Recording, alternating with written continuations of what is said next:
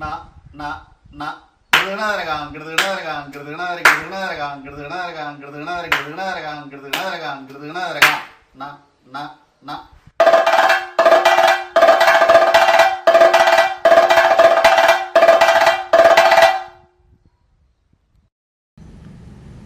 നമസ്കാരം. വൈത്താരിയിൽ ഇന്ന് അതിപ്രശസ്തനായ ഒരു വ്യക്തിയെയാണ് നമുക്ക് മുമ്പിൽ സംസാരിക്കാൻ ലഭിച്ചിരിക്കുന്നത്. മറ്റാരുമല്ല, കലാമണ്ഡലം MBS നമ്പൂതിരി എന്ന കഥകളി ആചാര്യൻ. നമുക്കറിയാം, കഥകളിയുടെ അരങ്ങിലുള്ള അല്ലെങ്കിൽ കളരിയിലുള്ള പ്രയോഗത്തോടൊപ്പം ഇതിൻ്റെ സൈദ്ധാന്തികമായ വിവരങ്ങൾ കൂടി നിരന്തരം സംസാരിക്കുകയും ഒക്കെ ചെയ്തതുകൊണ്ടാണ് കഥകളി ഇത്തരം ഒരു വിശ്വോത്തര കലയിലേക്ക് എത്തിയിരിക്കുന്നത്. അതിൻ്റെ സങ്കേതങ്ങളെ വളരെ സൂക്ഷ്മമായി നിരീക്ഷിക്കുകയും അതിൻ്റെ മുദ്രകളാവട്ടെ, ചുവടുകളാവട്ടെ, അഭിനയങ്ങളാവട്ടെ, ആഹാര്യത്തിൻ്റെ എല്ലാ മേഖലയും ആവട്ടെ, അതിൻ്റെ വാദ്യമാവട്ടെ, സംഗീതമാവട്ടെ, ചുട്ടിയാവട്ടെ, ഇങ്ങനെ എല്ലാ മേഖലയിലും വളരെ കൂലങ്കുഷമായി ചിന്തിച്ചുകൊണ്ട്, അതിനെക്കുറിച്ച് അന്വേഷിച്ചുകൊണ്ട്, അതിനെക്കുറിച്ച് സംസാരിച്ചുകൊണ്ട് കലാകാരന്മാരിൽ പലതരത്തിലുള്ള ബോധമുണ്ടാക്കുന്നതിന് സൈദ്ധാന്തിക തലത്തിലുള്ള അന്വേഷകരെ എപ്പോഴും കഥകളിക്ക് ഉപകാരം ഉണ്ടായിട്ടുണ്ട്.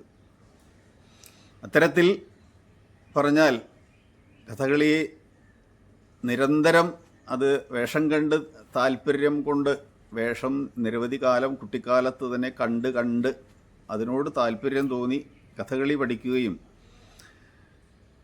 കഥകളി പഠനത്തോടൊപ്പം അല്ലെങ്കിൽ പഠിച്ചതിന് ശേഷം നിരവധി വിദേശ രാജ്യങ്ങളിൽ പോയി മറ്റു ഇതര കലകളെ അറിയുന്നതിനും ഒക്കെ കുതുകിയായ ഒരു കലാകാരന് മാത്രമേ അതിനുള്ള സാഹചര്യം ഉണ്ടാവൂ, അതിൽ സാഫല്യം നേടുകയും ചെയ്യുള്ളൂ. അങ്ങനെയുള്ള ഒരു കലാകാരൻ, ആചാര്യൻ ആണ് കലാമണ്ഡലത്തിൽ നിരവധി കാലം കഥകളി അഭ്യസിപ്പിച്ച കലാമണ്ഡലം MBS നമ്പൂതിരി. കഥകളി അല്ലാതെ തന്നെ മറ്റേതൊരു മേഖലയിലും ഇത്തരം ചരിത്രപരമായ ബോധം വേണം, അല്ലെങ്കിൽ ഉണ്ടാവണം, അതിനന്വേഷിക്കാൻ തയ്യാറാവണം എന്നൊക്കെ ഉള്ള കലാകാരന്മാർ ഒരുപക്ഷെ വളരെ കുറവായിരിക്കാം എന്നാണ് എൻ്റെ ഒരു കാഴ്ചപ്പാട്. നമുക്കറിയാം, കഥകളി രംഗം എന്ന KPS മേനോൻ എഴുതിയ ഒരു ബൃഹത്തായ കഥകളിയുടെ ചരിത്രം പറയുന്ന പുസ്തകത്തിൻ്റെ അദ്ദേഹത്തിനുണ്ടായിട്ടുള്ള പരിശ്രമങ്ങൾ, ത്യാഗങ്ങളൊക്കെ, അത്തരം ഒരു അന്വേഷണം ഒരു കലാകാരനിൽ നിന്നും ഉണ്ടാവുക എന്നത് അപൂർവമാണ്. ആ അപൂർവത്തിൽ ഈ ഒരുപക്ഷെ ഈ കലാമണ്ഡലം MBS നമ്പൂതിരി എന്ന ആചാര്യനെ പ്രഥമ ഗണനീയനായി ഉൾപ്പെടുത്താമെന്നാണ് എനിക്ക് തോന്നുന്നത്. ഞാനൊരിക്കൽ പറയുണ്ടായിട്ടുണ്ട്, കലാമണ്ഡലം MBS നമ്പൂതിരി എന്ന് പറയുന്നതിനേക്കാൾ നല്ലത് കലാമണ്ഡലം MBS മേനോൻ എന്ന് പറയുന്നതായിരിക്കും. കാരണം അദ്ദേഹം ഈ KPS മേനോൻ്റെ അല്ലെങ്കിൽ അന്തരിച്ച കിള്ളിമംഗലം വാസുദേവൻ നമ്പൂതിരിപ്പാടിൻ്റെ പാത പിന്തുടർന്നുകൊണ്ട് ഒരു അന്വേഷകനായിട്ടാണ് ഇപ്പോൾ നമുക്ക് മുൻപിൽ എപ്പോഴും വരുന്നത്. അദ്ദേഹം നിരവധി പുസ്തകങ്ങൾ എഴുതിയിട്ടുണ്ട്. കഥകളിയുടെ രംഗപാഠ ചരിത്രം എന്ന പുസ്തകം കഥകളിയുടെ എക്കാലത്തെയും ഉപകരിക്കാവുന്ന പുസ്തകമാണ്. ഈ അടുത്ത കാലത്ത് കുട്ടികൾക്ക് വേണ്ടി, സ്കൂൾ തലത്തിലുള്ള കുട്ടികൾക്ക് വേണ്ടി കഥകളിയെ പരിചയപ്പെടുത്തുന്നതിന് വേണ്ടി ഒരു ചെറിയ കൈപ്പുസ്തകവും അദ്ദേഹം എഴുതിയിട്ടുണ്ട്. 1-2 പുസ്തകങ്ങൾ അത് കൂടാതെയും ചെയ്തിട്ടുണ്ട്. എങ്ങനെയും അദ്ദേഹത്തിൻ്റെ കഥകളി വർത്തമാനങ്ങൾ, കഥകളിയുടെ മുൻകാലത്തെയും വരുംകാലത്തെയും കഥകളിയെക്കുറിച്ചുള്ള ആലോചനകൾ അദ്ദേഹം ഒക്കെ പങ്കുവയ്ക്കുന്നുണ്ട്. എങ്ങനെയും അങ്ങനെയുള്ളൊരു ആചാര്യനെ ഈ വൈത്താരിയിലേക്ക് ലഭിച്ചത് വളരെ സന്തോഷമായി ഞാൻ കരുതുന്നു. ഇതിൻ്റെ കൃതാർത്ഥതയും നന്ദിയും ഞാനിവിടെ രേഖപ്പെടുത്തുകയും ചെയ്യുന്നു. അദ്ദേഹത്തോട് ചോദ്യങ്ങൾ ചോദിക്കുന്നത് നേരത്തെ ഞാൻ പരാമർശിച്ച കിള്ളിമംഗലം വാസുദേവൻ നമ്പൂതിരിപ്പാടിൻ്റെ പ്രിയ പുത്രനായ കുഞ്ചു വാസുദേവൻ നമ്പൂതിരിപ്പാട് അവറുകളാണ്. അദ്ദേഹം നേരത്തെ ഒരു ചോദ്യത്തിൽ അല്ലെങ്കിൽ ഈ വൈത്താരിയിൽ പങ്കെടുത്തിട്ടുണ്ട്. എന്നിരിക്കലും MBS ആശാനോടുള്ള സൗഹൃദവും കലാമണ്ഡലവും കഥകളിയും ആയ അദ്ദേഹത്തിൻ്റെ അടുപ്പവും അറിവും ഈ ചോദ്യത്തിലൂടെ നമുക്ക് കാണാവുന്നതാണ്. ഈ രണ്ടുപേരെയും വൈത്താരിയുടെ ഈ സംസാരത്തിലേക്ക്, ചോദ്യത്തിലേക്ക്, ഉത്തരത്തിലേക്ക് ശ്രദ്ധ ഞാൻ അവരെ ക്ഷണിക്കുന്നു. നിങ്ങൾ ഓരോരുത്തരുടെയും ശ്രദ്ധ ഇതിലേക്ക് ഉണ്ടാവണമെന്ന് അഭ്യർത്ഥിച്ചുകൊണ്ട് നിർത്തുന്നു. നമസ്കാരം. MBS, അപ്പോൾ നമുക്ക് രണ്ടാൾക്കും വളരെ വ്യക്തമായിട്ട് അറിയാം, ഉണ്ണികൃഷ്ണൻ ഒരു യൂട്യൂബ് ചാനൽ നടത്തുന്നത്. വായ്ത്താരി എന്നുള്ള പേരും MBS ധാരാളം കേട്ടിട്ടുണ്ടാവും.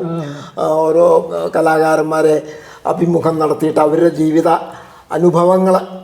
അപ്പോൾ ഏതായാലും ഇന്നിപ്പോൾ എന്നോട് ഉണ്ണികൃഷ്ണൻ അങ്ങനെ 2 ദിവസം മുമ്പ് പറഞ്ഞു, MBS ആശാനോട് ആശാൻ്റെ ചില അനുഭവങ്ങൾ ഒന്ന് കുഞ്ചേട്ടൻ ചോദിക്കണം എന്ന് പറഞ്ഞുകൊണ്ട് മാത്രം ഞാൻ ചോദിക്കാൻ എത്രത്തോളം അർഹനാന്ന് എനിക്കറിയില്ല. പക്ഷേ MBS ഞാനും തമ്മിലുള്ള ബന്ധം എന്നുള്ളതൊരു ഒരു ഒരു സമാധാനമൊക്കെ ഉണ്ട്.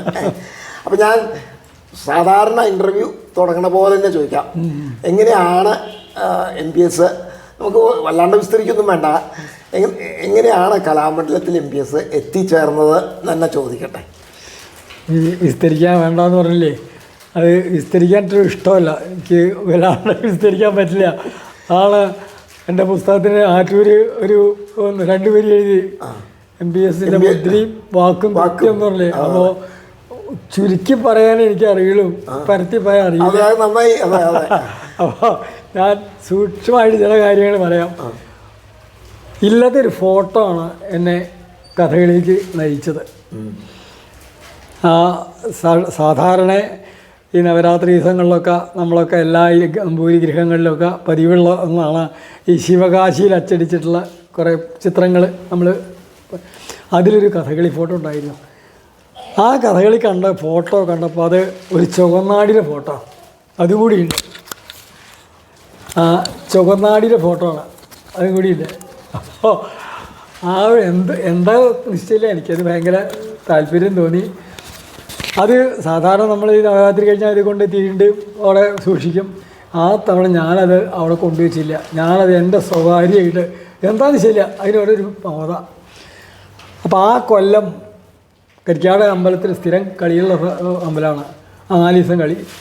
ആ കൊല്ലം എന്തുകൊണ്ടോ കളി ഉണ്ടായില്ല. അപ്പോൾ അച്ഛൻ പറഞ്ഞു, ഇത്തവണ കളിയില്ല, ഞാൻ കളി ഉണ്ടാവുമ്പോൾ പറഞ്ഞു തരാം, അത് സാക്ഷാൽ കുട്ടിരാമ പണിക്കരുടെ ചുവന്നാടിയാണെന്ന് പറഞ്ഞു.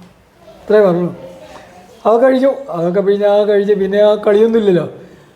അത് കഴിഞ്ഞ് കളി 2 കൊല്ലം കഴിഞ്ഞപ്പോൾ കഥകളി തുടങ്ങി വീണ്ടും. അപ്പോൾ ഈ കഥകളിയോടുള്ള ആദ്യത്തെ ആകർഷണം എന്നുള്ള നിലയ്ക്ക് അതിൻ്റെ വർണ്ണവൈവിധ്യങ്ങൾ എന്ന് വെച്ചാൽ ഒരു ആ പ്രായത്തിലുള്ളൊരു കുട്ടിയുടെ മനസ്സിൽ നിന്നുകൊണ്ട് എനിക്കതിനോട് ഭയങ്കര ആകർഷണം ഉണ്ടായി. ആ ആകർഷണത്തിൻ്റെ അടിസ്ഥാനത്തിലാണ് ഞാനവിടെ കഥകളി 4 ദിവസം ഉണ്ടാകുമ്പോൾ ഉറക്കൊഴിച്ച് കുറേ നേരം ഇരിക്കും, അണിയറയിൽ പരുങ്ങും. അതൊരു സാധാരണ ഒരു കുട്ടികളുടെ ഒരു അന്നത്തെ കാലത്തൊക്കെ ഈ അണിയറയ്ക്ക് കയറാൻ തന്നെ സമ്മതിക്കില്ല, അപ്പോഴേക്ക് പെട്ടിക്കാരി ഒന്ന് ഉന്തി പുറത്താക്കും, അങ്ങനെയൊക്കെയല്ലോ. അപ്പോൾ അതൊക്കെ ഒരു കാലഘട്ടത്തിലായിരുന്നു. അതൊക്കെ കഴിഞ്ഞെനിക്ക് യാദൃച്ഛികമായിട്ട് കഥകളി അഭ്യസിക്കാനുള്ള ഒരു യോഗം ഉണ്ടായി. അത് മഞ്ചേരി സ്കൂളിൽ 8ാം ക്ലാസ് 9ാം ക്ലാസ് പഠിക്കുമ്പോൾ ഒരു വടക്കേപ്പാട് രാമകൃഷ്ണൻ നായർ എന്നുള്ള പ്രസിദ്ധനായിട്ടുള്ള കഥകളി നടൻ, അദ്ദേഹം ജോലിയൊന്നും ഇല്ലാണ്ട് അങ്ങനെ നടക്കുമ്പോൾ മഞ്ചേരി സ്കൂളിൽ വരികയും അങ്ങനെ കഥകളി അഭ്യസിക്കാൻ ആരെങ്കിലും ഉണ്ടെങ്കിൽ, അപ്പോൾ ഈ തേടിയവള്ളി കാളിൽ പറ്റി എന്നുള്ള മട്ടിൽ കഥകളി അഭ്യസിക്കാനുള്ള മോഹം കൊണ്ട് അത് അഭ്യസിക്കാനുള്ള ഒരു കുചേലവൃത്തത്തിൽ കൃഷ്ണനായിട്ട് അന്ന് മറ്റേ പാടിയിരുന്ന ഒരു മഞ്ചേരി കോവിലകത്തെ കളിയോഗത്തിലെ ഒരു പാട്ടുകാരുണ്ടായിരുന്നു, കോമരം, വേലു കോമരം എന്നാണ് പറയുക. അദ്ദേഹമാണ് പാടിയിരുന്ന കൂട്ടാപ്പിനാരുടെ ശീടിയൊന്നും പറഞ്ഞില്ല. പിന്നെ കരിക്കാട് അപ്പന്മാരായിരുന്നു ചെണ്ട, മഞ്ചേരി ശങ്കുണ്ണിയാർ മദ്ദളം. ഇങ്ങനെ മഞ്ചേരി സ്കൂളിൻ്റെ വാർഷിക ഇതിൽ ഒരു കഥകളി അഭ്യസിച്ചു. മാത്രമല്ല അതിന് നിമിത്തമായിട്ടുള്ള വേറൊരാളും കൂടിയും ഈ ജയകുമാരൻ മാഷ് എന്ന് പറയും, ഞങ്ങളെ BT വരെ മാഷ, നമ്മളെ സയൻസ് മാഷാണ് ഇതിൻ്റെ പിന്നിലുണ്ടായിരുന്നത്. മാഷക്ക് ഭയങ്കര കഥകളിക്കുമ്പോൾ മാത്രമല്ല മാഷക്കൊരു പശ്ചാത്തലം ഉണ്ടോ തോന്നുന്നു. ഏതായാലും മാഷക്ക് വേഷം കെട്ടണം എന്നുള്ള മോഹം കൊണ്ട് അന്നൊരു ഭഗവതം ഉണ്ടായി.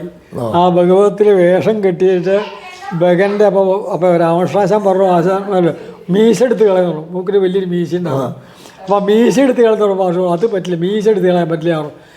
അപ്പോൾ പിന്നെ എങ്ങനെയാണ് അതൊക്കെ ഞാൻ ചെയ്തോളാം എന്ന് പറയുമ്പോൾ ഇവർക്ക് നാടകത്തിൻ്റെ കമ്പൊക്കെ ഉണ്ട്, അതൊക്കെ ഗമ്മിലെ കൊട്ടി എങ്ങനെയൊക്കെയോ. ഏതായാലും മാഷയുടെ ബഗനായിട്ടും രാമകൃഷ്ണാചാര്യ ഭീമനായിട്ടും ഒരു അരങ്ങുണ്ടായി.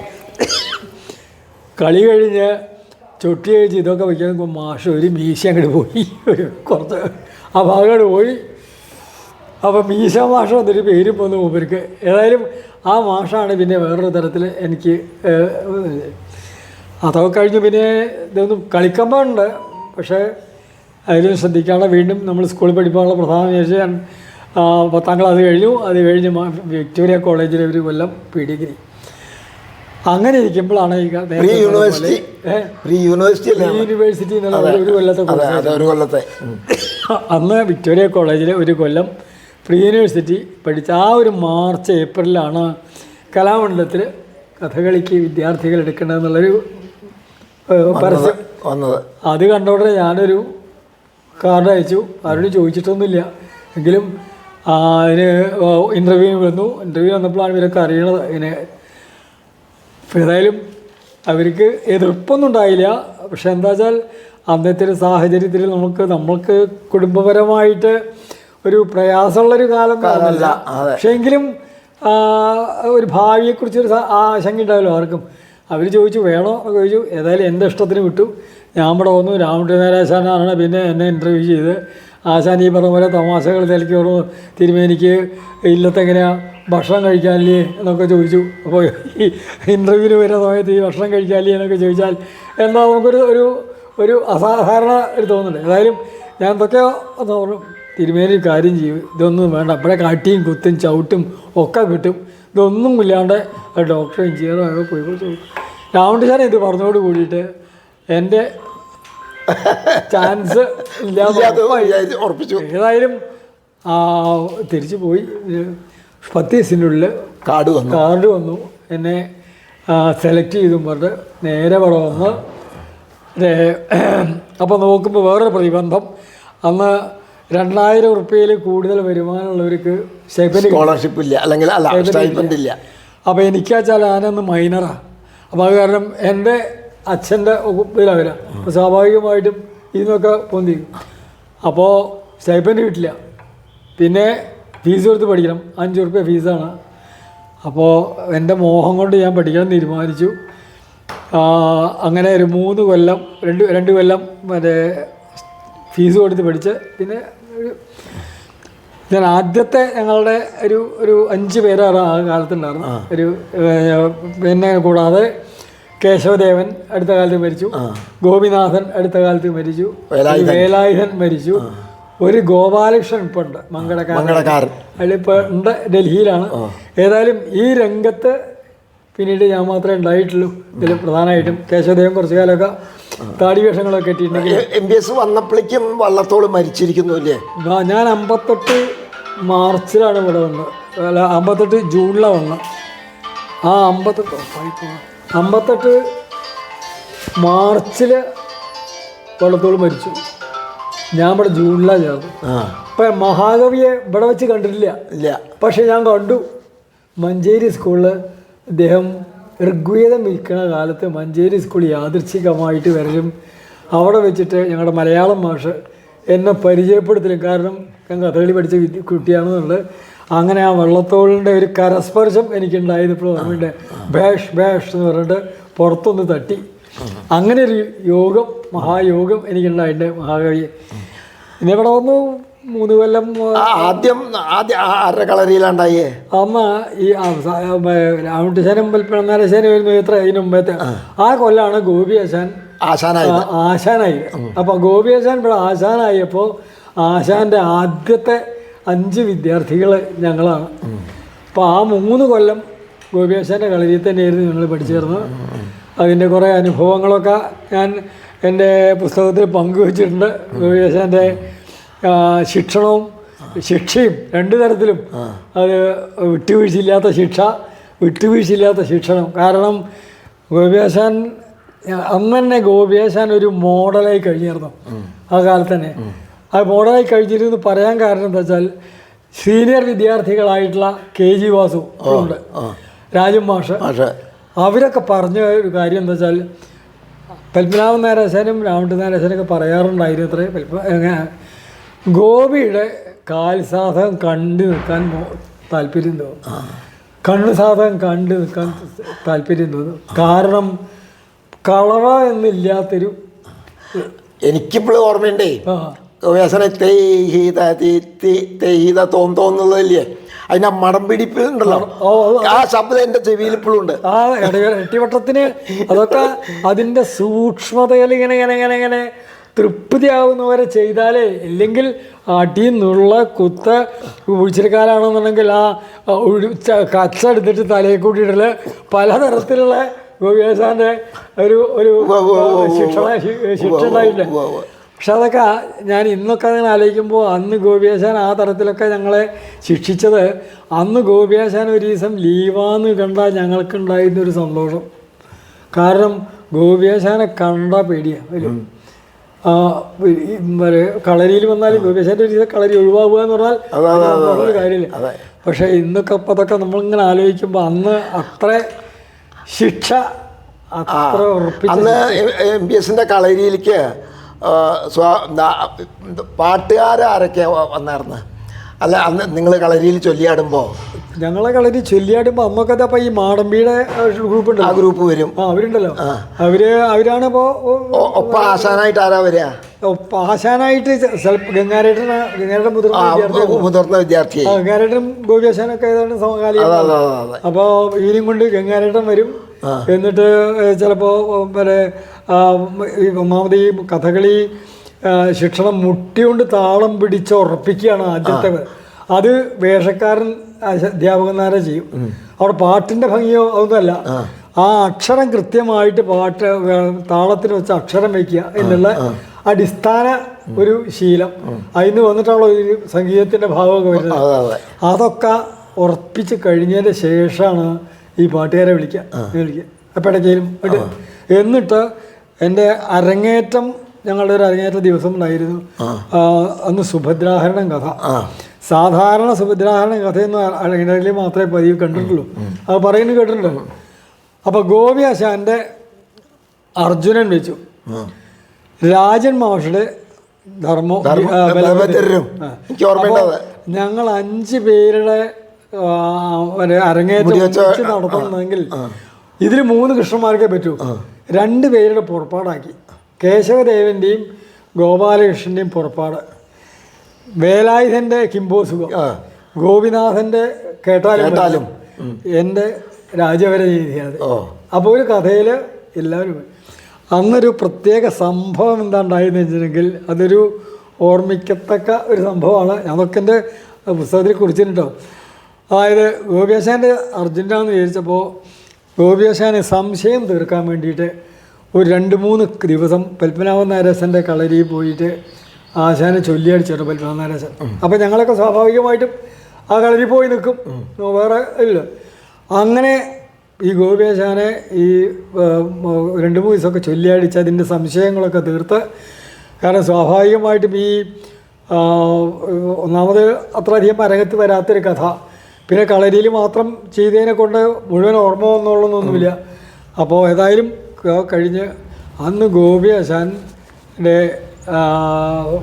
ആ അർജുനിൽ വിവാഹരംഗമൊക്കെ കഴിഞ്ഞിട്ട് കഷ്ടം ഞാൻ കപടം കണ്ടു എന്നുള്ള ആ പദം തടങ്ങിയപ്പോൾ ഗോപിയാശാൻ തലതിരിഞ്ഞ് ഒന്നുകൂടായപ്പോഴേക്ക് തന്നെ. അപ്പോൾ പത്മനാഭനാശാനൊക്കെ ഇങ്ങനെ കണ്ടു നിൽക്കണ്ടേ, ഗോപിയാശാൻ അവിടെ പന്തിയല്ലാണ്ട് വന്നപ്പോൾ വേഗം പഴയ കലാമണ്ഡലത്തിൻ്റെ ഈ വടക്കേ ദിശയിൽ വേഗം അണിയറയിലേക്ക് കൊണ്ടുവന്ന് കിരീടം കഴിപ്പിച്ച്. അപ്പോഴെന്താ ഈ സ്റ്റേജൊക്കെ നിശ്ചലായി, ഒന്നുമില്ലല്ലോ.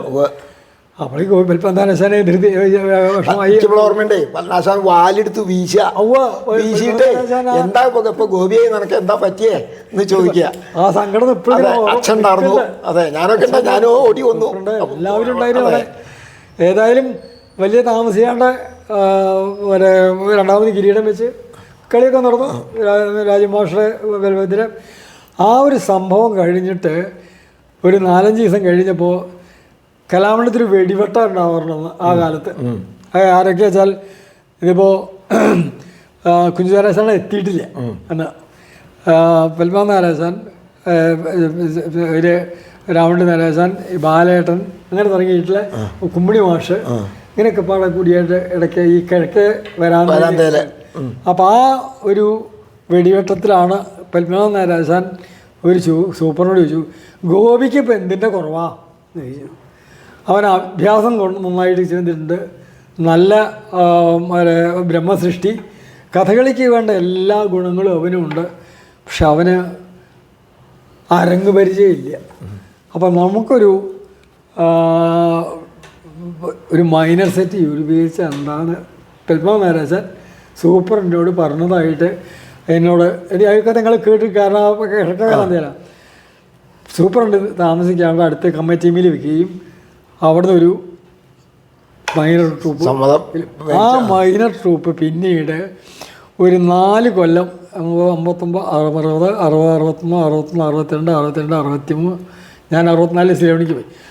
ആ കാലം വരെയും അന്ന് മേജർ സെറ്റിന് കിട്ടിയിരുന്ന ചുരുക്കം ചില ഈ ഭാഗത്തെ കളികൾ, അതായത് നടുവൽമട ദേവസ്ഥൻ്റെ കളികൾ, തിരുവാതിര, തൃപ്പലമുണ്ട, ഈ കല്ലൂര്, ഇതൊക്കെ ഈ കളികൾ മുഴുവൻ പിന്നീട് മൈനർ സെറ്റായി.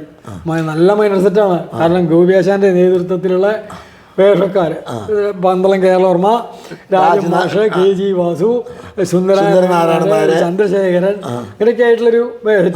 പിന്നെ കുട്ടികളെ ശങ്കരാരായണൻ, പത്മനാഭൻ ഒക്കെ പറഞ്ഞ് പിന്നെ ഇവിടെ ഞങ്ങൾ പിന്നെ അവിടുന്ന് ഞങ്ങളുടെ ഗംഗാധരേട്ടൻ, പിന്നെ ഈ മാടമ്പിയുടെ ഒരു സെറ്റ്, ഒരു 4 പേര്. മദ്ദളത്തിനാണെന്നുണ്ടെങ്കിൽ നമ്പിശംകുട്ടി, ചെണ്ടയ്ക്ക് ചൊട്ടിക്ക് മാത്രം ഈയും കൂടി ശ്രീധരനൊക്കെ ഉണ്ടെങ്കിലും.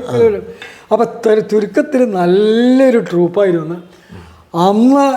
ഈ ഗോപിയാശാനെ കെട്ടാത്ത, അല്ലെങ്കിൽ സാധാരണ ഈ ഭാഗത്ത് നടപ്പുള്ള എല്ലാ ആദ്യവസാന വേഷങ്ങളും ഗോപിയാശാനെ കെട്ടാനുള്ളൊരു മഹാഭാഗ്യം കിട്ടിയിട്ടുണ്ട്. അതും കൂടി ചേർന്നപ്പോഴേക്ക് ഗോപിയാശാൻ ഇനിയിപ്പം മറ്റൊക്കെ ഉണ്ട്, ഇതിൻ്റെ ഒരു കുറവ് മാത്രമേ ഉള്ളൂ. പിന്നീട് അവിടുന്ന് അങ്ങോട്ട് അതൊക്കെ ഗോപിയാശാൻ്റെ വളർച്ചയുടെ ഒരു ഭാഗമായി കഴിഞ്ഞു. ഞാൻ പാട്ടുകാരൊക്കെയാണ് കളരിയിൽ വന്നായിരുന്നത് ചോദിച്ചു. അതുപോലെ തന്നെ അന്ന് മേളക്കാർ MPSൻ്റെ ഒപ്പം സഹപാഠികളായിട്ട് എൻ്റെ ഒപ്പം ഉണ്ടായിരുന്ന ചൊല്ലിയാട്ട കളരിയില്ല, ചൊല്ലിയാടുമ്പോൾ കളരിയിൽ വന്നായിരുന്നു. അത് നാരായണൻകുട്ടി ഉണ്ടായിരുന്നു ഒരാൾ. മദ്ദളം, നാരായണൻകുട്ടി മദ്ദളല്ലേ? ഈ മദ്ദളം മറ്റേ ബാലകൃഷ്ണൻ നായരുടെ മോൻ. പിന്നെ നമ്പിശൻകുട്ടി ഉണ്ട്, കേശവപുതാളുണ്ട്. അവരുടെ ആ കൂട്ടത്തിൽ ഒരാളുണ്ടായിരുന്നത് ഈ ചേലക്കരക്കാരനൊരു നാരായണൻ. പിന്നെ അതൊക്കെ പോയി നമ്മുടെ പാഞ്ഞാളുണ്ണീഷൻ. അതെ. അപ്പൊ ഇവരെ കൂട്ടിയിട്ട് കേശവപുതാൾ ഇടയ്ക്ക് വരും, ഇടയ്ക്ക് അച്യുതൻ വരും. അങ്ങനെ അവർക്ക് ഈ മറ്റേ ഞങ്ങളുടെ കളരിയിലേക്ക് വരിക എന്ന് പറഞ്ഞാൽ ഈ ചൊല്ലിയാട്ട കളരിയല്ലല്ലോ. അല്ല. അപ്പൊ ഇതിന്റെ പദം ഒന്ന് ഉറപ്പിക്കാൻ വേണ്ടിയിട്ടുള്ള ഒരു ഇതിന് വരുന്നല്ല. പിന്നീടൊക്കെ ചൊല്ലിയാട്ട കളരിയിലേക്ക് പോയി. അതെ അതെ. അപ്പൊ ഇതൊക്കെ ആദ്യം പദങ്ങളൊക്കെ ഉറപ്പിച്ചേർന്ന് മേളക്കാർ മുട്ടിയുമ്പിലാണോ? ഒക്കെ മുട്ടിയുമ്പിൽ താളം പിടിച്ച് ഉറപ്പിക്കുക എല്ലാം ചെയ്തായിരുന്നു. അങ്ങനെയാ. പിന്നെ മേളക്കാരും അധികവും മുട്ടിയുമ്പിൽ വന്ന് താളം പിടിച്ചിട്ടേ ഉള്ളൂ. ചേണ്ടോ വലന്തര കൊണ്ടൊന്നും ഉണ്ടാവാറില്ല. അത് പത്മനാഭൻ നാരായണൻ പറയും, രാവുണ്ണിമേനോശാൻ ഈ ഓണക്കാലം വരെ ചൊല്ലിയാട്ടം മുട്ടിയുമ്പിലായിരുന്നു അവിടെ. ചേണ്ട ഉപയോഗിക്കാറില്ല. അതൊക്കെ അതിൻ്റെ ഇതിലുണ്ട്. അപ്പോൾ ഈ മുട്ടി കൊണ്ട് താളം പിടിച്ച് ചൊല്ലിയാട്ടം ഉറപ്പിക്കുന്നതിൻ്റെ വലിയൊരു ഇതെന്താ വെച്ചാൽ, ഒന്നാമത് നമുക്ക് എപ്പോഴാച്ചാ വേണ്ട നിർത്താം. കാരണം ഈ ചെണ്ട പാടിക്കൊണ്ട് പോയല്ലോ, ഇത് ചെണ്ട മാത്രമേ വേണ്ടൂ, അതല്ലേ അതല്ല. പാട്ടുകാരും ഒരു ചെണ്ടക്കാരനും കുറ്റിത്താളം. അതെ അതെ അതെ. അപ്പോൾ എന്താ വെച്ചാൽ അതിൻ്റെ എപ്പോഴാണ് വേണ്ട വെച്ചാൽ നിർത്താം, എത്ര വേണമെന്ന് വെച്ചാൽ ആവർത്തിക്കാം. അങ്ങനെ ആ ചെണ്ടക്കാർക്ക് അവരെ വരെ ഒറ്റയ്ക്ക് പഠിക്കുന്ന ഒരു ഘട്ടം കഴിഞ്ഞ് ഇതൊരു ഒരു ഒരു ദൃശ്യകലയുടെ ഒരു എന്താ പറയുക ഒരു ഉപയുക്തമായിട്ടുള്ള സഹായിക്കുന്ന ഒരു ഘടകമാണല്ലോ. അപ്പോൾ ഈ ഒരു ബന്ധം ഉറച്ചു കിട്ടാനായിട്ട് ഇവർ കലാശം എങ്ങനെ എടുക്കുമ്പോൾ കലാശത്തിൽ എവിടെയാണ് ആ കലാശത്തിന് കൃത്യമായിട്ട് വേഷക്കാർ കാല് നീക്കുമ്പോൾ അതിനനുസരിച്ച് കോല് വീഴുക എന്നുള്ള രീതിയിൽ അതിനിങ്ങനെ എണ്ണ ചേർത്ത് ഉണ്ടാക്കാനുള്ള ഒരു പരിശീലനം ഈ മുട്ടി കൊണ്ട് താളം പിടിച്ചുണ്ടാകുന്ന ഒരു ഇതുണ്ട്. അത് പലപ്പോഴും പത്മനാഭൻ പറഞ്ഞു കേൾക്കാറുണ്ട്. അത് എനിക്കിന്ന് വരെ ചെണ്ട വേണ്ടെന്ന് പറയാം ചിലപ്പോൾ. ആ പത്മനാഭൻ ഈ 3 കുട്ടികളെ പഠിപ്പിച്ചിരുന്നു. ഈ ശങ്കരനാരായണൻ, രാമകൃഷ്ണൻ, നടരാജൻ 3 കുട്ടികൾ. ആശാനാണ് പിന്നത്തെ. അപ്പോൾ ആശാനും ചെണ്ട കൊണ്ടണ്ട, കുട്ടി താളം പിടിച്ച് അങ്ങോട്ട് ഉറപ്പിച്ച് കഴിഞ്ഞാൽ പിന്നെ അതിൽ 2 കൂട്ടർക്കും സംശയം. പിന്നെ ചെണ്ടയുടെ പ്രയോഗത്തിലല്ലേ ഇപ്പോൾ അവർക്ക്. അപ്പോൾ ഇടയിലൊക്കെ ധാരാളം എപ്പോൾ വേണ്ടത് നിർത്താം, സംശയം തീർക്കാം. അങ്ങനെ അങ്ങനെ അങ്ങനെ ഓരോ ഭാഗം ഉറപ്പിച്ച് പോയിട്ട് അതിൻ്റെ ആവർത്തനത്തിൽ കൂടി നമ്മൾക്ക് അങ്ങനെ വരുള്ളൂ എന്നുള്ളൊരു തരത്തിൽ എത്തിച്ചതിൻ്റെ ശേഷം ഈ കുട്ടിത്തരം അങ്ങോട്ട് ഉറപ്പിച്ച് കഴിഞ്ഞാൽ പിന്നെ ഇടത്തരം വേഷങ്ങളിൽ ഒരു ശൗര്യഗുണം ഈ പറഞ്ഞ പോലെ ആവർത്തനത്തിലൂടെ ഉറപ്പിക്കുന്നത്. അതുപോലെ മറ്റേ ഭഗവതി ഭീമൻ്റെ ആദ്യത്തെ ഒരു പദം, അങ്ങനെ കൊട്ടയം കഥകളിലെ സെലക്റ്റീവായിട്ടുള്ള കുറേ പദങ്ങൾ, കുട്ടിത്തരത്തിൽ കുറേ പദങ്ങളുണ്ടല്ലോ. ഏതാണ് കൂടുതൽ ആവർത്തിക്കേണ്ടത്, ഏതാണ് കുറച്ച് ആവർത്തിക്കേണ്ടത് എന്നുള്ള ഒരു ഒരു ഒരു ഒരു ദൂതൻ്റെ പദം ജയജയനാകുന്നതിനെ ഒന്ന് പഠിച്ചാൽ പിന്നെ രാവണ വിജയത്തിന് ദൂതന് വിഷമല്ല. കാരണം അതിൻ്റെ സാഹിത്യത്തിന് മാത്രമേ വ്യത്യാസമുള്ളൂ. അപ്പം അങ്ങനെ ഈ കഥകളിയുടെ ശിക്ഷണ രീതിയുടെ പിന്നീട് നമ്മൾ ചിന്തിക്കുമ്പോൾ ആ ശിക്ഷണ രീതിയുടെ ഒരു പെർഫെക്ഷൻ അല്ല, ഒരു പൂർണ്ണത, അത് മറ്റൊരു കലാപുരോഗത്തിനും ഇത്ര ഉറപ്പാണ് എനിക്ക് തോന്നുന്നില്ല. അത് നമ്മൾ പിന്നീട് ചിന്തിക്കുമ്പോൾ ഏതായാലും അങ്ങനെ 3 കൊല്ലത്തെ കഴിയും. പിന്നെ ഞാൻ രാമൂട്ടി നരേശൻ്റെ കളരിയിലേക്കാണ് പോയത്. കാരണം അപ്പോഴേക്ക് കുഞ്ചുനരേശൻ ആശാൻ്റെ കുറച്ച് ശിഷ്യന്മാരൊക്കെ ആയിട്ട് വന്നല്ലോ.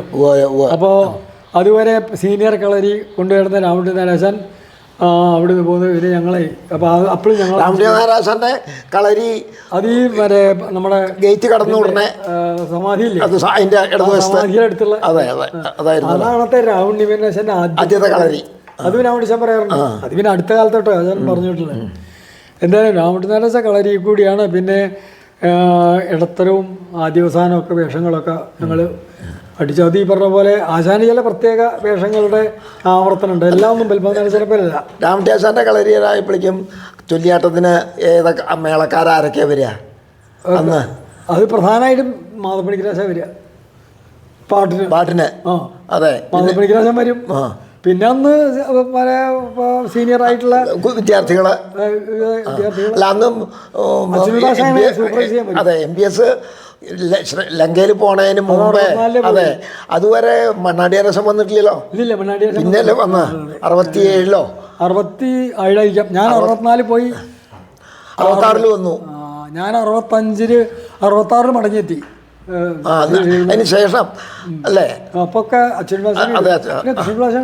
അതെ അപ്ലിക്കൻ രണ്ടാമത് വന്നു ചേർന്നു. പക്ഷെ കൃഷ്ണദാസനൊന്നും ഞങ്ങളെ കളരിയിലേക്കൊന്നും വരില്ല. കൃഷ്ണദാസൻ വരില്ല. കൃഷ്ണദാസൻ കളരിയിൽ പഠിപ്പിക്കുക മാത്രമേ ഉള്ളൂ, അല്ലാണ്ട് ചൊല്ലിയാട്ടത്തിന് ഇപ്പോഴൊന്നും ഉണ്ടാകാറില്ല. പിന്നെ MBS എന്താ സ്വാഭാവികമായിട്ട് പഠനമൊക്കെ കഴിഞ്ഞതിന് ശേഷം വേഷങ്ങൾ കലാമണ്ഡലത്തിൻ്റെ കളിയും അതുപോലെ തന്നെ പ്രൈവറ്റായിട്ടുള്ള കളിയൊക്കെ പങ്കെടുക്കാൻ തുടങ്ങിയപ്പോൾ ഞാൻ എൻ്റെ ഒരു താല്പര്യം കൊണ്ട് ചോദിക്കുകയാണ് കേട്ടോ. ഞാൻ വേഷക്കാരെക്കുറിച്ചൊന്നും ഞാൻ അങ്ങനെ അധികം ചോദിക്കുന്നില്ല. മേളം അല്ലെങ്കിൽ MBS ഈ അച്ചുണ്ണിയാസാൻ്റെയും അല്ലെങ്കിൽ കൃഷ്ണകുട്ടി പോളാസാൻ്റെയൊക്കെ മേളത്തിൽ പ്രധാനപ്പെട്ട വേഷങ്ങൾ അവരുടെ മേളത്തോട് കൂടിയിട്ട് MBSൽ ചെയ്യാൻ എത്ര പറ്റി? വളരെ അപൂർവമാണ് അല്ലേ. ഒരു വളരെ വളരെ ഒന്നാമത് ഞാൻ അരങ്ങത്ത് പോകലിന് എനിക്ക് വളരെ കുറവായിരുന്നു. അത് ഓരോരുത്തരുടെയും ഓരോ ഉണ്ടല്ലോ. അപ്പോൾ കളരിയിലേക്ക് വേഷം കെട്ടാൻ പോകുക എന്ന് പറഞ്ഞാൽ പോകേണ്ട സ്വാഭാവിക. പക്ഷേ ഇവരുടെ പിന്നിൽ നിന്ന് അച്ഛൻവാശാൻ്റെ പിന്നിൽ ധാരാളം ഉണ്ടായിട്ട്. പക്ഷേ കൃഷ്ണകുട്ടിവാശാൻ വളരെ അപൂർവമായിട്ടുള്ള ഞാൻ ആശാൻ്റെ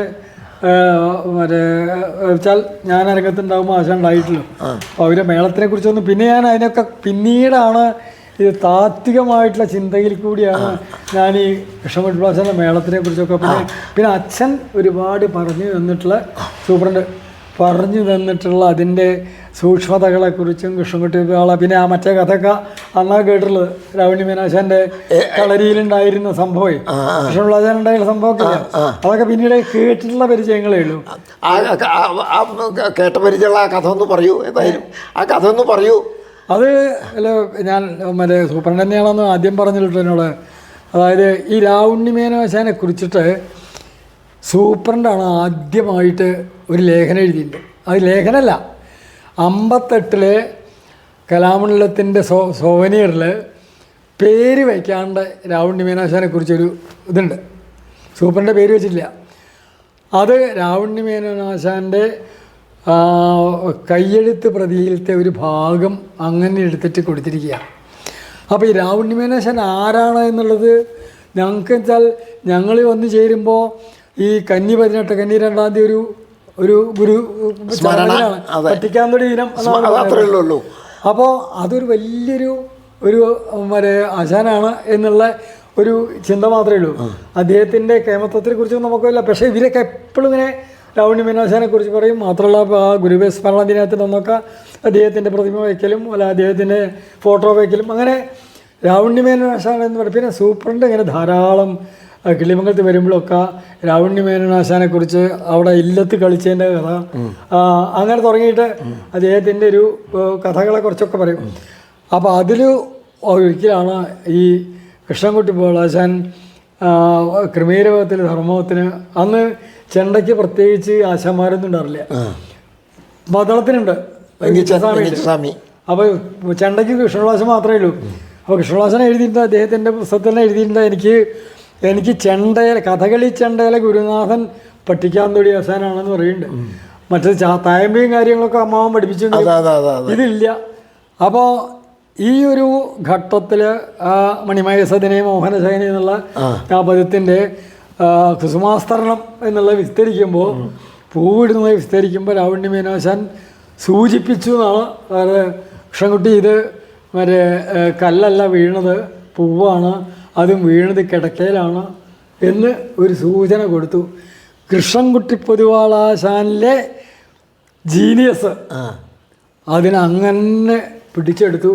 ഇത് കേട്ടപ്പോൾ എൻ്റെ കയ്യിൻ്റെ ശക്തി തന്നെ ഇങ്ങോട്ട് കുറഞ്ഞു എന്നാണ് ആശാൻ്റെ മേളപ്പരിക്കത്തിൽ കൊടുത്തിട്ടുണ്ടല്ലോ ആ ഒരു സംഭവം. അപ്പം അങ്ങനെ ഈ മേളത്തിൻ്റെ മറ്റിങ്ങനെ പിന്നീട് നമ്മൾ കഥകളിലെ മേളത്തിൻ്റെ ചരിത്രമൊക്കെ വായിക്കുമ്പോൾ ഇങ്ങനെ ഇടതോർന്ന് കൊട്ടുക എന്നല്ലാണ്ട് ഈ മുദ്രയ്ക്ക് കൂടുക അല്ലെങ്കിൽ ഭാവാനുസൃതമായിട്ട് ഈ മേളം പ്രയോഗിക്കുക എന്നുള്ളതൊക്കെ പിൽക്കാലത്ത് ഒരുപക്ഷെ കൃഷ്ണൻകുട്ടി പ്രാശാൻ അതിൻ്റെ തുടക്കക്കാരനാണോ അല്ലെങ്കിൽ മറ്റേ അദ്ദേഹത്തിനെ കുറിച്ച് പറയാറുണ്ട്. മറ്റേ മൂത്തമ്മനെ കുറിച്ച് ആശാൻ തന്നെ പറയാറുണ്ട്. ഞങ്ങൾക്ക് കലാമണ്ഡലം ശൈലി എന്നുള്ള ആ ഒരു ലേഖനത്തിൽ ഞങ്ങളുടെ ആശാൻ്റെ ഒരു വാചകം പറഞ്ഞിട്ടാൽ ഈ മറ്റേ വെങ്കിച്ചസ്വാമിയുടെ അഭാവത്തിൽ അല്ലെങ്കിൽ ഗുരുനാഥൻ്റെ അഭാവത്തിൽ മൂത്തമന വഴിയും അതായത് കൂടുതൽ സ്വതന്ത്രമായിട്ട് പ്രയോഗിക്കാനുള്ള ഒരു വെങ്കിച്ചസ്വാമിക്ക് പറ്റില്ല. അദ്ദേഹം പറഞ്ഞു കൊടുത്തതല്ലാണ്ട് ഒരു സാധനം കൊട്ടിക്കണ്ടാൽ അവിടെ എന്തായാലും ശിക്ഷകളുണ്ടാവും. അപ്പം അങ്ങനെ ആശാനിലുണ്ടായിരുന്ന ഒരു തരത്തിലുള്ള സർഗാത്മകത എന്ന് പറയില്ലേ, ക്രിയേറ്റിവിറ്റി, അത് പ്രയോഗിക്കാനുള്ളൊരു ഇടം ആശാന് തുറന്ന് കിട്ടിയത് ഈ രാവുണ്ണി മേനോശാൻ്റെ ഈ ഒരു വാക്കിൽ കൂടിയാണെന്ന് പറയുന്നത്. അതാണല്ലോ പിന്നത്തെ നമ്മളെ മേളത്തിൻ്റെ കഥകളി മേളത്തിൻ്റെ ചരിത്രത്തിൽ തന്നെ വലിയൊരു ഒരു വഴിത്തിരിവതായി അങ്ങനെയാണല്ലോ. അപ്പോൾ അങ്ങനെ ആ മേളത്തിൻ്റെ പിന്നെ അച്ഛൻവാസനാച്ചനൊക്കെ വളരെ കൃത്യമാണ്, വളരെ മയത്തോടു കൂടി കൂട്ടുക. ആശാന് കൃത്യമായിട്ടുള്ള അത് പത്മനാഭനാശാൻ എപ്പോഴും പറയാറും എൻ്റെ വേഷത്തിന് അച്ഛനി കൊട്ടിയാൽ മതി എന്ന് പറയും. കാരണം അവർ തമ്മിലൊരു മാനസിക അടുപ്പത്തിൻ്റെ ഉറപ്പം കൃഷ്ണദാസനും ഈ പറഞ്ഞ പോലെ കൂടുതൽ ഒന്നും കൊട്ടില്ലല്ലോ, കൃത്യമായിട്ടുള്ള അല്ലേ. അപ്പോൾ ഒരു ഈ എന്താ പറയേണ്ട രാവണ്യമേനാശാൻ്റെ വേറൊരു വാചകം കടമെടുത്ത് പറഞ്ഞാൽ ഈ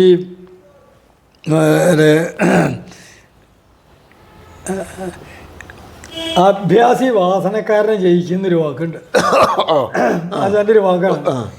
ആദ്യം വായിക്കുമ്പോൾ എന്താ മനസ്സിലാവില്ല. അപ്പോൾ ഈ അഭ്യാസി വാസനക്കാരനെ ജയിക്കും.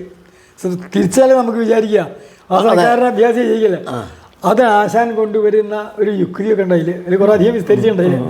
അപ്പോൾ ഈ ക്ലാസിക്കൽ കലകളുടെ മർമ്മം എന്ന് പറയുന്നത് അതിൻ്റെ ചിട്ടകളാണ്. ആ ചിട്ടകൾ അത് ചെയ്തിൽ അതിലൊരു സിദ്ധി വരുത്തി കഴിയുമ്പോൾ സ്വാഭാവികമായിട്ടും ഇപ്പോൾ കൃഷ്ണൻകുട്ടിപ്പാശാനെ പോലെയുള്ള അങ്ങനെയുള്ള ഒരു സർഗാത്മക സ്വാഭാവികമായിട്ടുള്ളവർക്ക് അറിയാണ്ട് അവർക്ക് ചിലത് പ്രയോഗിക്കാൻ സാധിക്കും. അപ്പം അത് പുതിയൊരു ഒരു പരിഷ്കാരം അല്ലെങ്കിൽ എന്തായാലും പറ്റി പറയാം. അങ്ങനെ അപ്പോൾ അത് ആശാൻ നീതി വാക്ക് പറയാൻ കാരണം വെച്ചാൽ ഇതിൻ്റെ പ്രാധാന്യം ഈ ചിട്ടകൾ അതേമാതിരി ആവർത്തിച്ച് ശീലിച്ച് അതന്നെ രംഗത്ത് കാണിക്കുക. അങ്ങനെ രംഗത്ത് കാണിച്ച് അതിനൊരു തീർമ വരുമ്പോഴാണ് ചിലപ്പോൾ ചില സന്ദർഭങ്ങളിൽ അതിന് ഏറ്റവും വലിയ ഉദാഹരണം രാമൻകുട്ടി നാരായണാശാനാണ്. രാമൻകുട്ടി നാരായണാശാൻ ഈ പറഞ്ഞ പോലെ തന്നെയുള്ളൂ. ആശാൻ അങ്ങനെ ഒരു തരത്തിൽ ചില ഹനുമാന്റെ വേഷത്തിലൊക്കെ ചിലത് കാണിക്കുന്നല്ലാണ്ട് മറ്റതൊക്കെ അല്ലേ ഒരു ശിഷ്യൻ, ആ ഗുരുനാഥൻ്റെ ശിഷ്യൻ എന്നുള്ള നിലയ്ക്കും. അതുകൊണ്ടാണ് രാമൻകുട്ടി നാരായണാശാനെ ഈ മറ്റൊരു തരത്തിൽ പറഞ്ഞാൽ വേറൊരു ഈ ചരിത്രത്തിൻ്റെ ഭാഗമായിട്ട് ഇതിനെ മുന്നോട്ട് കൊണ്ടുപോകാൻ പത്മനാഭ നാരായണൻ രാമൻകുട്ടി നാരായണൻ സാധിച്ചത്. രാമൻകുട്ടിശാൻ അരങ്ങത്തിൽ കൂടി കുറച്ചുകൂടി രാമൻകുട്ടിശാൻ പറയാറുണ്ടല്ലോ, എൻ്റെ പ്രവൃത്തിയാണ് എൻ്റെ വാക്ക് എന്ന് പറയും. എന്നെ എനിക്ക് പറഞ്ഞു കൊടുക്കാറില്ല. അങ്ങനെ തന്നെ രാമൻകുട്ടി നാരായണൻ ക്ലാസ്സിൽ ഒരു സാധനം പറഞ്ഞു തരാറില്ല. ചില വിശദീകരണം മുദ്ര കാണിക്കാൻ പറഞ്ഞാൽ ആ ആട്ടം മുദ്ര കാണിക്കുക, അല്ലാണ്ട് കഥയെക്കുറിച്ചോ കഥാപ്രകൃതത്തെക്കുറിച്ചോ അങ്ങനെയുള്ള യാതൊന്നും രാമൻകുട്ടി നാരായണൻ ഞങ്ങൾക്ക് ഉണ്ടായിട്ടില്ല. കുറച്ച് എനിക്ക് അനുഭവപ്പെട്ടത് കുഞ്ചനാരായണൻ്റെ കളരിയിൽ പോകുമ്പോഴാണ്. അവിടെ വെച്ചാൽ കുഞ്ചനാരായണൻ ഇതൊക്കെ ഇവർക്ക് പറഞ്ഞു കൊടുക്കും. അപ്പോൾ ചില സന്ദർഭങ്ങളിൽ രാമൻകുട്ടി നാരായണൻ്റെ കളരിയിൽ ആശാൻ ലീവാകുമ്പോൾ ഞങ്ങൾക്ക് കുഞ്ചനാരായണൻ്റെ കളയിൽ പോയിരിക്കേണ്ടി വരും. അപ്പോൾ അവിടെ തീർത്തും വ്യത്യസ്തമായിട്ടുള്ളൊരു കളരിയായിരുന്നു കുഞ്ചനാരായണൻ്റെ. ആശാൻ അതിനെക്കുറിച്ച് എൻ്റെ പശ്ചാത്തലങ്ങൾ അതിൻ്റെ അപ്പോൾ അതൊക്കെ പിന്നെ വാസുവും നെല്ലിയോടും ഈയനൊക്കെ ഇങ്ങനെ പറഞ്ഞു കേട്ടിട്ടുണ്ട്. അപ്പോൾ രാമൻകുട്ടി നാരായണനെ സംബന്ധിച്ചിടത്തോളം വേണമെങ്കിൽ എൻ്റെ പ്രവൃത്തി കണ്ടോളൂ അരങ്ങത്ത്, എനിക്കതേ പറയാനുള്ളൂ. ആ പത്മനാഭൻ ഞാൻ എൻ്റെ ആ പുസ്തകത്തിൽ എഴുതിയില്ലെങ്കിൽ ഒന്ന് സിദ്ധി വരുത്തുക എന്നുള്ളത് ഒരു പ്രധാനമാണ്. അതാണ് രാമൻകുട്ടി നാരായണൻ തൻ്റെ പ്രവൃത്തി കൂടി അല്ലേ. രാമൻകുട്ടി നാരായണൻ പത്മനാഭ നാരായണൻ ചിട്ടയെ പിടിച്ചിരുത്തി തനിക്ക് തൻ്റെ പരിമിതികളും തൻ്റെ ദൗർബല്യങ്ങളും ഒക്കെ ഒരു പക്ഷേ ആശാൻ മനസ്സിലാക്കിയിട്ടുണ്ടാവും. അവർ രണ്ടുപേരും തുല്യമായിട്ടുള്ള പ്രാധാന്യമാണ് കളരിയിൽ. ഞാൻ ആ വഴിക്കാണ് ആ രണ്ട് ആശാന്മാരെയും. കുഞ്ചു നായരാശാൻ ഇതൊന്നുമല്ലാത്ത ആശാൻ്റെ വേറൊരു തരത്തിലുള്ള ബൗദ്ധിക തലമുണ്ട്. കുഞ്ചു നായരാശാനെ ഞങ്ങളിങ്ങനെ കാണുന്നത് എങ്ങനെ വെച്ചാൽ 3 തരത്തിലാണ് കാണാറ്. ഒന്നുമില്ലെങ്കിൽ ആ മുറിയിൽ ഇരുന്ന് എഴുതുന്നുണ്ടാവും, വായിക്കുന്നുണ്ടാവും, അല്ലെങ്കിൽ ആശാൻ കളരിയിലാവും, അല്ലെങ്കിൽ ആശാൻ അരങ്ങത്താവും. ഈ 3 രംഗമല്ലാണ്ട് കുഞ്ചു നായരാശാൻ അങ്ങനെ എവിടെയെങ്കിലും ബടായി പറഞ്ഞ് ഇരിക്കുകയെ അവിടെ എന്തെങ്കിലും ഉണ്ടാവാം കുറച്ച് ചില സന്ദർഭങ്ങളുണ്ട്. പക്ഷെ എങ്കിലും ഈ 3 ആശാന്മാരെയും വ്യക്തിത്വം ഈ 2-3 തരത്തിൽ 3 കലാമണ്ഡലത്തിന് ഉൾക്കൊള്ളാൻ സാധിച്ചു. അത് കലാമണ്ഡലം ശൈലി കൃഷ്ണപിള്ളാശാൻ്റെ ആ ഒരു മറ്റേ ലേഖനം ഉണ്ടല്ലോ, അത് എത്ര വായിച്ചാലും എനിക്ക് തൃപ്തി വരില്ല. കാരണം ആശാൻ അതിൻ്റെ മർമ്മം കണ്ട് എഴുതിയിട്ടുള്ള ഒരാളാണ്. അതിനുള്ള പദസ്വാധീനമുണ്ട്, അതിനുള്ള വാക്കുണ്ട്, അതിനുള്ള ശൈലിയൊക്കെ ഉണ്ട്. അപ്പോൾ ആ ഒരു ഇതിൽ കൂടിയാണ് പിന്നെ നമ്മളിതൊക്കെ മനസ്സിലാവുന്നത്. ആശാൻ്റെ ഈ കലാമണ്ഡലം ശൈലി രൂപപ്പെട്ടതിൻ്റെയൊക്കെ. ഏതായാലും അങ്ങനെയുള്ള കുറേ ആൾക്കാരുടെ ജീവിച്ചിരിക്കുമ്പോൾ നമുക്കും ഈ രംഗത്ത് പ്രവർത്തിക്കാനും അവരുടെ ഒപ്പം നിൽക്കാനും അവരുടെ ഭാഗമാകാനും സാധിച്ചു എന്നുള്ളത് നമ്മളെ സംബന്ധിച്ചോളം ഏറ്റവും വലിയൊരു എൻ്റെ കലാജീവിതത്തിൻ്റെ ഒരു മഹാഭാഗ്യമായിട്ട് തന്നെ ഞാൻ കിടന്നത്. ഒപ്പം പറയേണ്ട രണ്ടാളാണ് സൂപ്രണ്ടും കുമ്മിണി മാഷും. എനിക്ക് ഇപ്പം അതിൻ്റെ പ്രയോഗ തലത്തിലൊക്കെ ഈ ആശാന്മാരാണ്. ഗോപിയാശാൻ 4 ആൾ, ഗോപിയാശാനും പത്മനാഭൻ അമിതശാനും കുര്യാരശാനെങ്കിൽ അതിൻ്റെ മറ്റൊരു തലത്തിൽ നിന്നുകൊണ്ടാണ് സൂപ്രണ്ടും കുമ്മിണി മാഷും എന്നുള്ളത്. അപ്പം അന്നൊന്നും ഇതിനെപ്പറ്റി ചിന്തിക്കുക എന്നുള്ളത് ഒരു തരത്തിൽ സൈദ്ധാന്തിക ചിന്തയൊന്നും അന്ന് ഉണ്ടായിരുന്നില്ല എന്ന് പറയണം. കുമ്മിണി മാഷ പുറപ്പാട് എഴുതിയപ്പോഴാണ് അതിൻ്റെ കുറച്ചൊരു ചില കാര്യങ്ങളൊക്കെ പറഞ്ഞത്. അപ്പോൾ ഇതിൻ്റെ ഇപ്പോൾ എന്തിനാണ് 7 തരത്തിലുള്ള 8 തരത്തിലെ ഇളകിയാട്ടം വേഷക്കാർ ചെയ്യുന്നുണ്ട്? ചുഴിച്ച് ചാടി കാണിക്കുക, മറ്റേ കോണിലേക്ക് ചുഴിച്ച് കാണിക്കുക, കെട്ടിച്ചാടി കാണിക്കുക, വട്ടം വെച്ച് കാണിക്കുക, താണു നിന്ന് കാണിക്കുക. ഇങ്ങനെയുള്ള ഇത്ര വൈവിധ്യത്തോട് കൂടിയിട്ട് ഈ അരങ്ങിനെ ഉപയോഗിക്കാനുള്ള ഒരു പരിശീലനം, ഇതിൻ്റെ പ്രാധാന്യം മുഴുവൻ ഈ കുമ്മിണി മാഷ ലേഖനത്തിൽ കൂടിയാണ് ഞാൻ ധരിക്കുന്നത്. പിന്നെ നമുക്ക് ചിന്തിയുടെ അപ്പം അങ്ങനെ ഇവരുടെയൊക്കെ ഒരു സാഹചര്യം, ഈ ആശാന്മാരുടെ സാഹചര്യം, ഈ 2 സൈദ്ധാന്തികന്മാരുടെ സാഹചര്യം, അവരോടൊക്കെ കൂടി ബന്ധപ്പെട്ട ആളാണ് എനിക്ക് തോന്നുന്നത്. എനിക്കെന്തെങ്കിലും പറയാനും പ്രവർത്തിക്കാനും ആക്കിയിട്ടുണ്ടെങ്കിൽ ഇവരുടെ ഒരു സ്വാധീനമാണ്, അവരുടെ ഒരു അനുഗ്രഹമാണ് എന്ന് പറയും എനിക്ക്.